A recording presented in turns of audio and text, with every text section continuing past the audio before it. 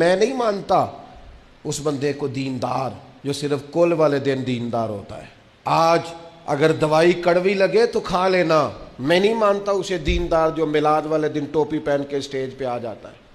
میں نہیں مانتا اسے دیندار جو شخص صرف اور صرف جمعے والے دن سفید لباس اوڑھ کر کے سر پہ جالی کی ٹوپی رکھ کے آ جاتا ہے۔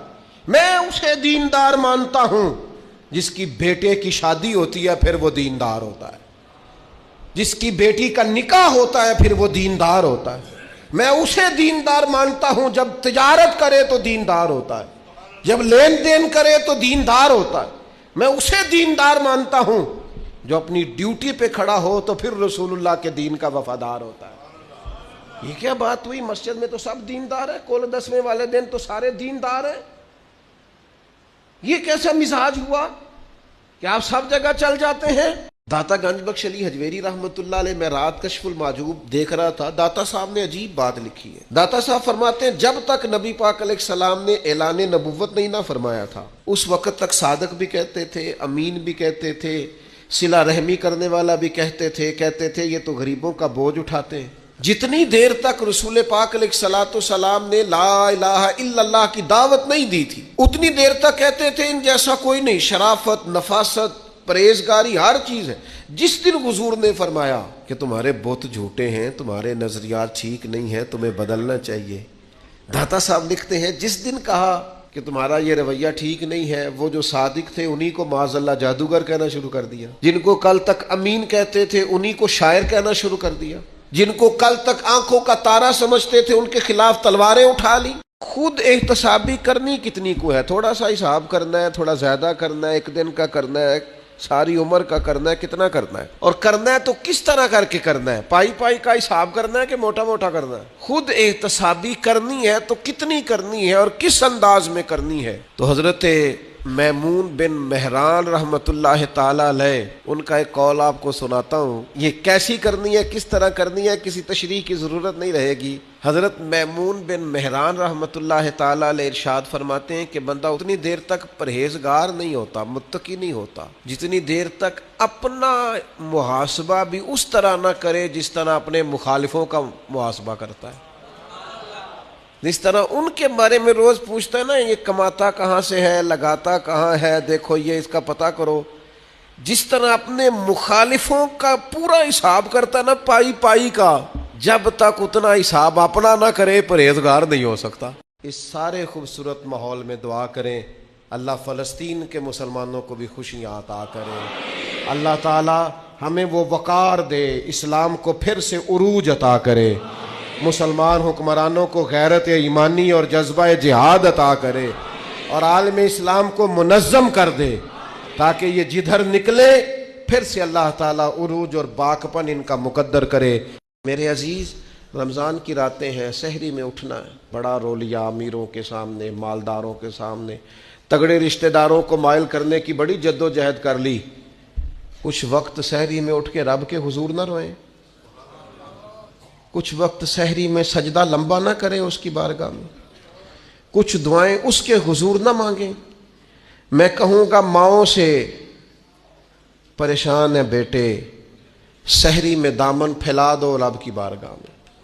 میں کہوں گا والد سے سفارشیں تم نے بڑی ڈھونڈ لی، جد و جہد بڑی کر لی، یاروں سے بڑا کہہ لیا کہ بیٹے کو باہر بھیجنا ہے، کوئی کاروبار ٹھیک کرنا ہے، اب کچھ دروازہ اللہ کی رحمت کا بھی تو کھٹکھٹاؤ نا۔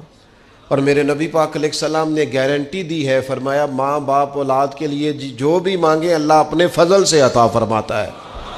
ایک تو میری آپ سے گزارش ہے، جنہوں نے ابھی تک قرآن مجید کی تلاوت شروع نہیں کی وہ ابھی سے، آج سے 10 منٹ ٹائم ہو تو مسجد میں بیٹھ کے ایک رکوع پڑھ کے جائیں، قرآن مجید نہیں چھوڑنا۔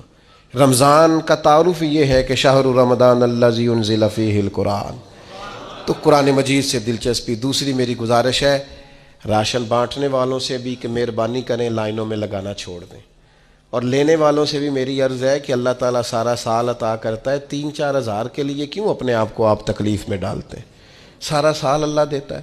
اور پھر میری آپ سے یہ بھی اپیل ہوگی کہ طبیعتوں میں حلم پیدا کریں، بردباری پیدا کریں، یہ بڑی ضروری چیز ہے.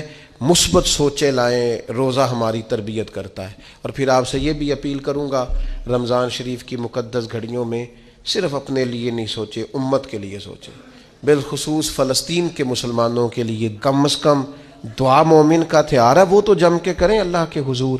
عجیب ظلم ہے نا کہ ایک بچہ رات کو اس لیے کھانا نہیں کھا رہا کہ اس کی مرضی کا پکا ہوا نہیں، اور ایک طرف میرے ہی وطن میں اس ویڈیو نے بھی میری چیخیں نکلوا دی، جس میں ایک بیٹی، اور اس کی عمر بھی بالکل اتنی ہے جتنی میری بیٹی کی عمر ہے، اس سے وہ صحافی پوچھتا ہے پاؤں اس کے ننگے ہیں اور پاؤں پہ کیڑے چڑھ رہے ہیں، پانی جو چاروں جانب ہے.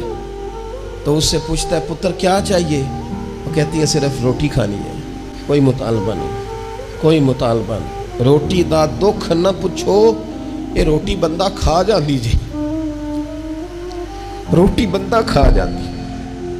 تو وہ سوسائٹی کس طرح سکون پائے گی کہ جو اپنے بچوں کے لیے تو ہر روز رنگ برنگی چیزیں خرید کے لائے، اور بالکل ان کے 5-7 گھنٹے کے فاصلے پر وہ لوگ بھی موجود ہوں جو کہیں صرف ایک ٹائم روٹی مل جائے. روٹی دا دکھ نہ پوچھو. پتہ ہے بندہ نیک کون ہوتا ہے؟ جس کی تنہائی نیک ہوتی ہے، جو اکیلے میں نیک ہوتا ہے. تنہائی جس کی پاک صاف ہوتی ہے، اصل میں وہ بندہ نیک ہوتا ہے. یہ صحیح بخاری میں حدیث ہے، نبی اکرم صلی اللہ تعالیٰ علیہ وسلم نے فرمایا میں اپنی امت کے کچھ ایسے لوگوں کو جانتا ہوں جو قیامت کے دن تہامہ پہاڑ کے برابر نیکیاں لے کے آئیں گے. تہامہ پہاڑ تھا ایک بڑا سفید رنگ کا، اس پہاڑ کے برابر وہ نیکیاں لے کے آئیں گے، لیکن فرمایا اللہ تعالیٰ ان کی نیکیوں کو ہوا میں اڑا دے گا. حضرت ثوبان رضی اللہ تعالیٰ عنہ نے عرض کی یا رسول اللہ صلی اللہ تعالیٰ علیہ وسلم ہمیں یہ معاملہ کھول کر بیان کر دیں. حضور علیہ الصلوۃ والسلام فرمانے لگے وہ راتوں کو عبادت بھی کرتے ہیں، اللہ کی بارگاہ میں بھی حاضر ہوتے ہیں، لیکن فرمایا ان لوگوں کا مسئلہ یہ ہے، ان کا نقصان یہ ہے، گھاٹا اور خسارہ یہ ہے کہ جب وہ جس سے آپ محبت کر رہے ہیں نا، اسے بھی پتا ہو کہ آپ اس سے محبت کرتے ہیں. اظہار محبت کی جرت بھی ہونی چاہیے، اور اظہار محبت کا سلیقہ بھی ہونا چاہیے. ہمیں آنا چاہیے یہ اظہار کرنا بھی کہ مجھے محبت ہے، یہ بھی ہمیں آنا چاہیے. دیکھو نا، لوگ نفرتیں کرتے ہیں تو ان کا اظہار کرتے ہیں کہ نہیں؟ اور مجھے جی یہ بات نہیں پسند، ناراض نہ ہوئیے گا، میں نہیں اس بات کو، یہ ایک تو کہنے کی طاقت ہے، تو یہ کہنے کی طاقت کیوں نہیں کہ مجھے آپ سے محبت ہے؟ یہ کہنے کی بھی تو طاقت ہونی چاہیے نا. اس نے کہا تھا کہ اب تو دشمن کی اداؤں پہ بھی پیار آتا ہے، تیری الفت نے محبت میری عادت ہی کر دی. او بھائی پیار کا بھی تو دیکھے نا، نبی پاک صلی اللہ علیہ وسلم نے وضاحت کی. حضور فرمانے لگے جب تم کسی سے محبت کرو تو اسے بتاؤ کہ میں تم سے محبت کرتا ہوں. مشکات دیکھیے نا، حدیث موجود ہے، فرمایا اسے کہو میں تم سے. حضور کو مکہ بھی بڑا ہی پیارا، اس شہر سے بھی رسول کائنات کو بڑی ہی محبت.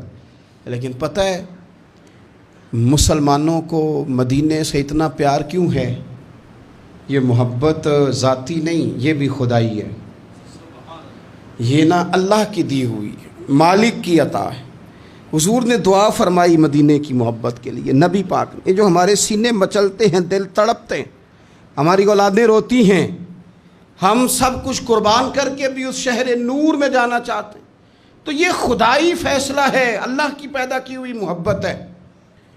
حضرت سیدہ عائشہ صدیقہ رضی اللہ تعالیٰ عنہ فرماتی ہیں، بخاری مسلم میں موجود ہے، فرماتی ہیں جب رسول پاک صلی اللہ علیہ وسلم مدینہ تشریف لائے تو حضرت ابو بکر صدیق رضی اللہ تعالیٰ عنہ اور حضرت بلال حبشی رضی اللہ تعالیٰ عنہ کو نا بخار ہو گیا. تو فرماتی ہیں چونکہ دونوں کو بخار تھا تو ایک روایت میں تو یوں بھی ہے کہ حضرت بلال نا مکے کے فراق میں شعر بھی پڑھتے تھے. انسان اپنے علاقے سے پیار کرتا ہے نا، تو مکہ مکرمہ کے فراق میں، جدائی میں اشعار بھی کہتے تھے. حضرت عائشہ صدیقہ رضی اللہ تعالیٰ عنہ کہتی ہیں ان دونوں کا بخار کا حال مجھے معلوم ہوا تو میں حضور کی بارگاہ میں گئی. میں نے عرض کی یا رسول اللہ صلی اللہ تعالیٰ علیہ وسلم، جناب صدیق اکبر کو بھی بخار ہے، سیدنا بلال حبشی کو بھی.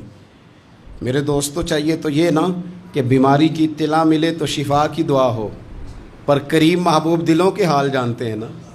حضور نے کیا دعا فرمائی؟ کہا اے اللہ جس طرح ہمیں مکے سے محبت تھی نا، اسی طرح ہمیں مدینے کی محبت دے دے، بلکہ ہمارے دلوں میں مدینے کی محبت مکے سے بھی زیادہ فرما دے۔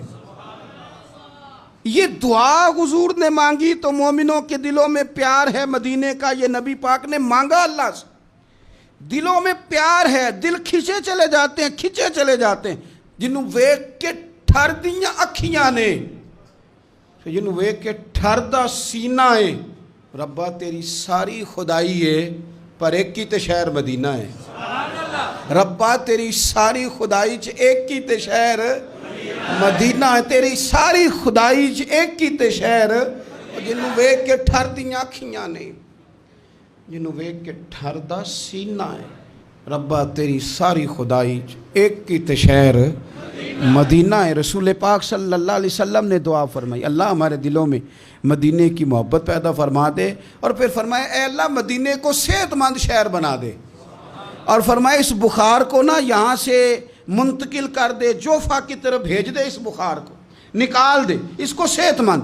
یہ کچھ دن پہلے نا عالمی ادارہ صحت نے رپورٹ جاری کی، یہ عالمی ادارہ صحت نے دنیا کے سارے شہروں میں صحت کے لحاظ سے سب سے زیادہ بہترین شہر رسول ہے، مدینہ منورہ ہے، مدینہ منورہ ہے۔ ہم عالمی ادارہ صحت والوں سے کہتے ہیں تم رپورٹ نہ بھی نہ جاری کرتے، تم نے تو آج رپورٹ جاری کی ہے نا، تو یہ رپورٹ تو فرشتوں نے پہلے بنا لی تھی، اس لیے کہ حضور نے دعا کی تھی اللہ مدینے کو صحت والا شہر بنا دے۔ وہاں تو بڑے بڑے بیمار جا کے ٹھیک ہو جاتے ہیں، بڑے بڑے کمزور جا کے تندرست ہو جاتے ہیں، بڑے بڑے بوڑھے جا کے لگتا ہے توانا ہو گئے۔